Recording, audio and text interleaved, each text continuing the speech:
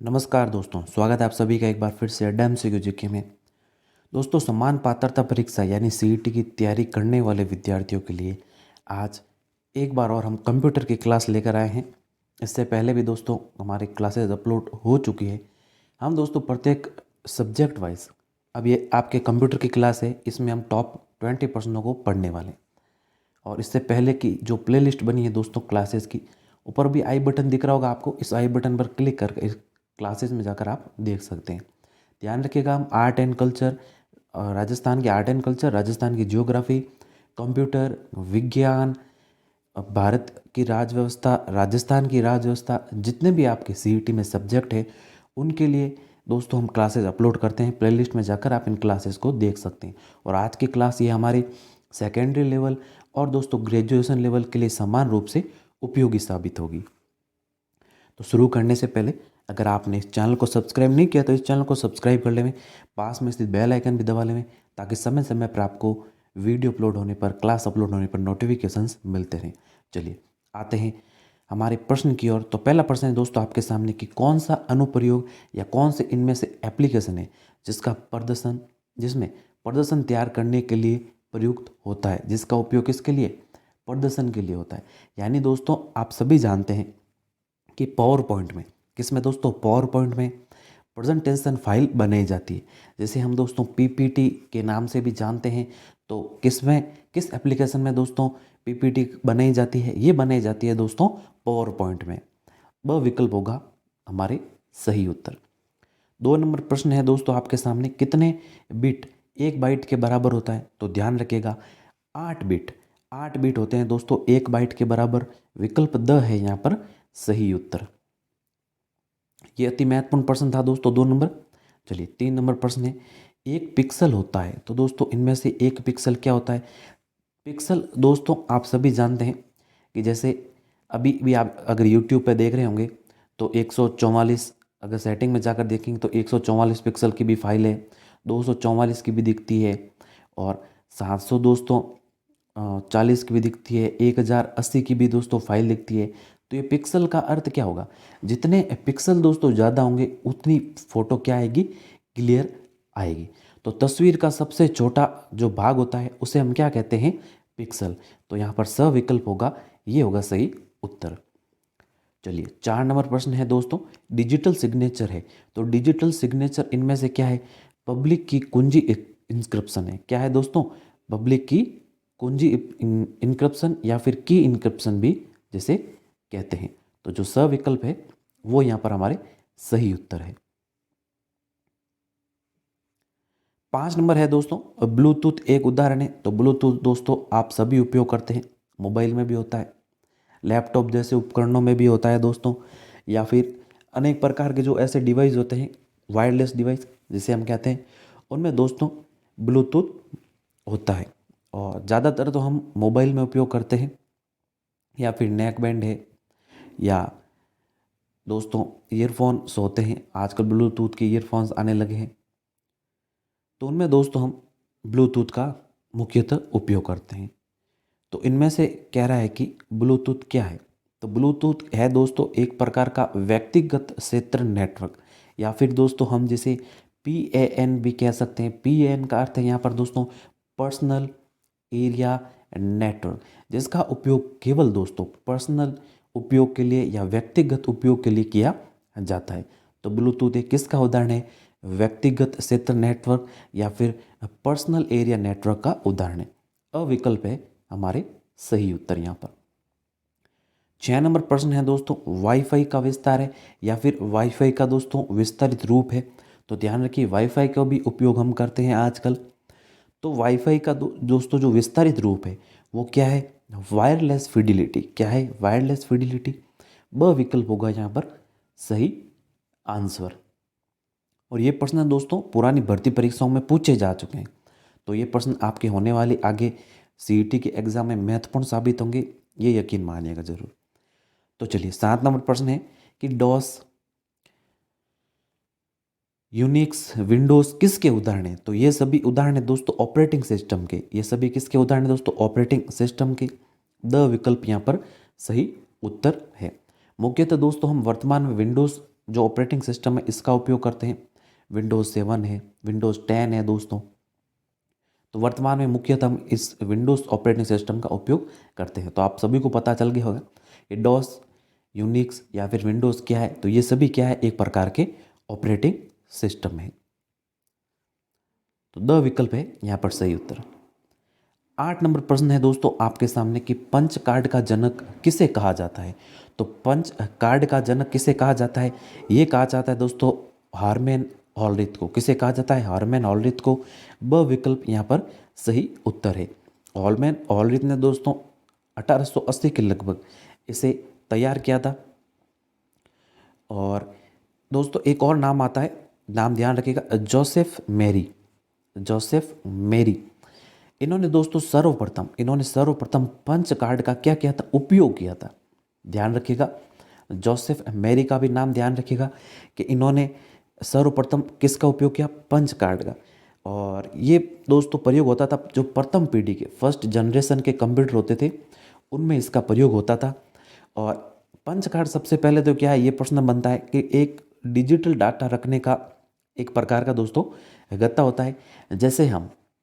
जिसे हम दोस्तों ऑलरिथ कार्ड के नाम से भी जानते हैं, या इसे आईबीएम कार्ड के नाम से भी इसे हम जानते हैं। तो इसके जनक कौन है, वो है दोस्तों हारमैन ऑलरिथ। अति महत्वपूर्ण प्रश्न है दोस्तों, ब विकल्प है यहाँ पर सही उत्तर। चलिए 9 नंबर प्रश्न है आपके सामने, एनालिटिकल इंजन किसने बनाया। ये भी अच्छा प्रश्न है दोस्तों। तो एनालिटिकल इंजन ये बनाया दोस्तों चार्ल्स बेबेज ने। किसने बनाया, चार्ल्स बेबेज ने, जिन्हें हम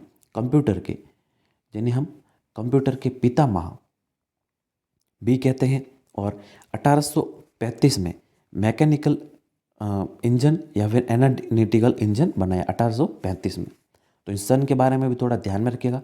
कंप्यूटर के पिता चार्ल्स बेबेज को एनालिटिकल इंजन किसने बनाया, विकल्प स है यहाँ पर सही उत्तर, चार्ल्स बेबेज। चलिए 10 नंबर प्रश्न है दोस्तों, नेटवर्क में OSI का पूरा नाम क्या है। तो अच्छा प्रश्न है दोस्तों, इसका सही उत्तर है ओपन सिस्टम इंटरफेस। तो ओपन सिस्टम इंटरफेस है दोस्तों हमारे विकल्प स में।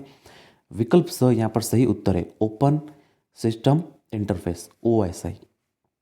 स विकल्प यहाँ पर सही होगा। चलिए 11 नंबर प्रश्न है दोस्तों, बेबेज का विश्लेषणात्मक इंजन प्रस्तावित किया गया। तो दोस्तों बेबेज का विश्लेषणात्मक इंजन कब प्रस्तावित किया गया, यह दोस्तों 1835 में। इसको दोस्तों हम पहले पढ़ चुके हैं, कंप्यूटर के पितामह इन्हें कहते हैं, चार्ल्स बेबेज को। 1835 आपको सन भी बताया था दोस्तों। तो अविकल्प है वो यहाँ पर हमारे सही उत्तर है। अगला 12 नंबर प्रश्न है, रैम कंप्यूटर की है। तो ध्यान रखिए, एक तो होती है दोस्तों रैम, एक होती है क्या, रोम। हमें पूछा है किसके बारे में, रैम के बारे में।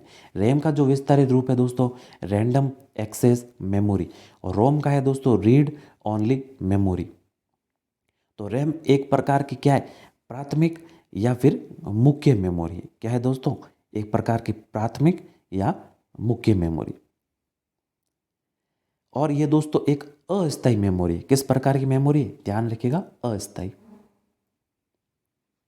तो जो अविकल्प है वो यहां पर हमारे सही उत्तर है, अविकल्प। अगला है 13 नंबर प्रश्न, कंप्यूटर किसके लिए प्रयोग किया जाता है। तो कंप्यूटर का प्रयोग किसके लिए किया जाता है, कंप्यूटिंग के लिए, वर्ड प्रोसेसिंग या पढ़ लिखों के संगणन, सभी के लिए। तो आसानी है दोस्तों, द विकल्प है वो यहां पर सही उत्तर है।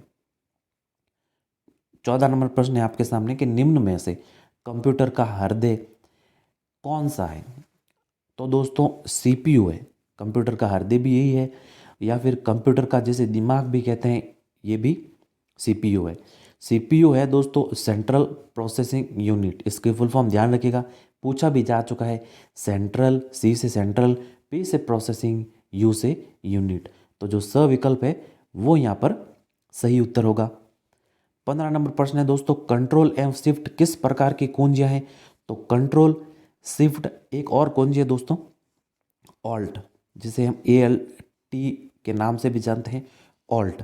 और ये सभी कुंजियां दोस्तों कंप्यूटर में ध्यान रखिएगा दो दो होती है। शिफ्ट भी दो कुंजी के है, कंट्रोल की भी दो कुंजी होती है और ऑल्ट की भी दो कुंजी है। ये दोस्तों कहलाती है किस प्रकार की कुंजियाँ? संशोधन कुंजियाँ। किस प्रकार की कुंजियाँ? संशोधन कुंजियाँ। क्योंकि दोस्तों इसके साथ हम ऑल्ट के साथ, शिफ्ट के साथ और कंट्रोल के साथ किसी न किसी प्रकार की कुंजी का उपयोग करते हैं, तो ये दोस्तों ये काम में ली जाती है। तो ये किस प्रकार की कुंजियाँ? संशोधन कुंजियाँ, या फिर इंग्लिश में अगर आए इसे हम कहते हैं मॉडिफायर, मॉडिफायर कुंजियाँ। तो जो स विकल्प है ये यहाँ पर सही उत्तर है। अगला देखिए 16 नंबर प्रश्न है, कॉपीराइट संकेत बनाने के लिए किस शॉर्टकट कुंजी का प्रयोग किया जाता है? तो कॉपीराइट संकेत दोस्तों किस प्रकार का होता है? आपने देखा होगा ऐसे सी बना हुआ होता है और इस प्रकार का ये दोस्तों कॉपीराइट का जो संकेत होता है या फिर कॉपीराइट ये साइन होता है। इसका अर्थ होता है दोस्तों कॉपीराइट का प्रकाश का अधीन या फिर इसकी कोई भी दोस्तों कॉपी नहीं कर सकता। और ये सभी दोस्तों एक प्रकार का अधिकार है।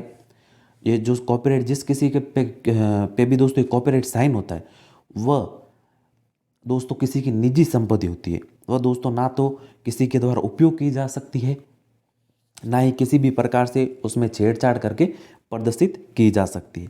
तो कॉपीराइट साइन दोस्तों कंप्यूटर में बनाने के लिए हम किस कुंजी का प्रयोग करते हैं?